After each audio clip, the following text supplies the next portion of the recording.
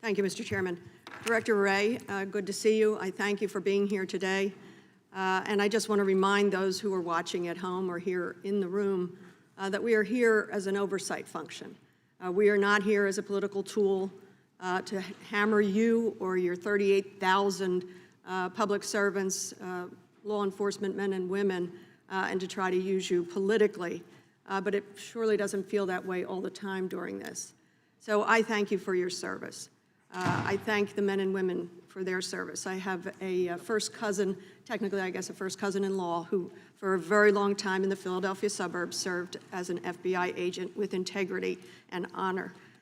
So I think of him, I think of Jack today as I'm doing this. I read your testimony often, over and over. You state the mission of FBI to protect the American people and uphold the Constitution of the United States. Twofold.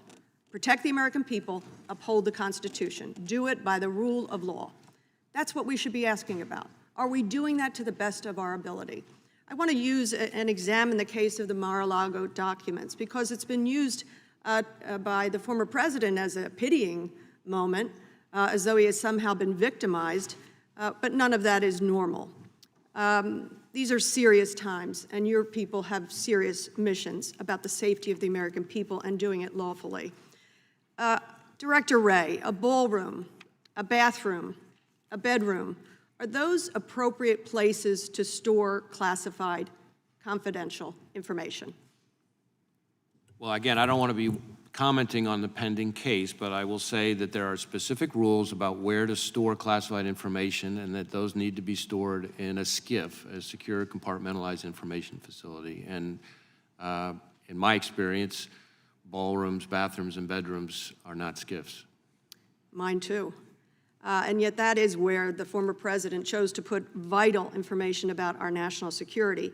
He exacerbated the risk, as alleged in the damning 37-count indictment, by evading law enforcement and allegedly even showing some of these classified documents to others who were not either in a SCIF or up to having these informations sent to him. It was January 20th, having lost the election, 2021, when at noon, Mr. Trump had to leave the White House. And of course, it's shown in the affidavit and in the indictment that he left with quite a few boxes. May of 2021, the National Archives emailed requesting the missing documents from Mr. Trump. His lawyer said that he would provide them and then never did.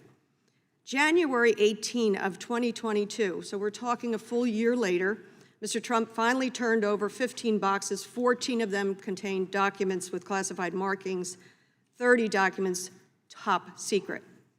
June 2022, this is now a year and a half later, DOJ and FBI recover an additional 38 classified documents from Mar-A-Lago, your FBI, our FBI. A lawyer for Mr. Trump signed a statement at that point. To the best of her knowledge, she said all classified materials had been returned. But surveillance footage, of course, showed that wasn't the case. And in August of 2022, a federal judge approved a warrant to search Mar-a-Lago. This was not a raid, as some on the other side would like to have a pity party for Mr. Trump. This was not a raid. They then retrieved another 102 documents with classified markings. 300 and some documents taken by the president, improperly stored, and then tried to evade and obstruct justice, as is alleged. Do you think that the FBI went over the top or was out of line in your participation in retrieving these documents?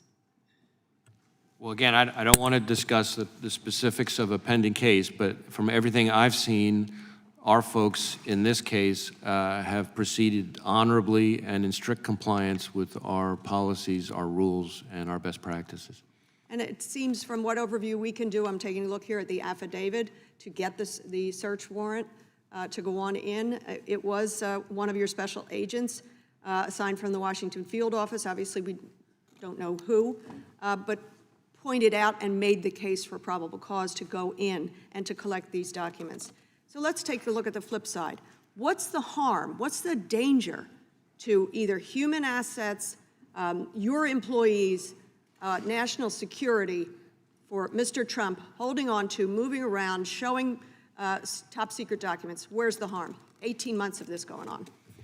Well, again, respectfully, I'm not going to comment or weigh in on a case that's now pending in front of federal judges, but speaking more generally, the rules governing the handling of classified information are there for a reason, and people need to be very mindful of those rules. And unfortunately, the FBI has, as a steady part of its docket, a number of investigations involving mishandling. And the reason those rules are there is because classified information, if it gets into the wrong hands, can put human sources in jeopardy. It can put other kinds of intelligence collection at jeopardy. It can jeopardize our partnerships with foreign liaison services, which are really the lifeblood of the intelligence community in many ways. So it's serious business, and it needs to be taken seriously. But again, I'm not speaking about a particular case. I'm just speaking generally. I very much appreciate it, Mr. Chairman. I appreciate it, but I do want to just point out to the world, none of this is normal. It was not normal what took place here. And I yield back.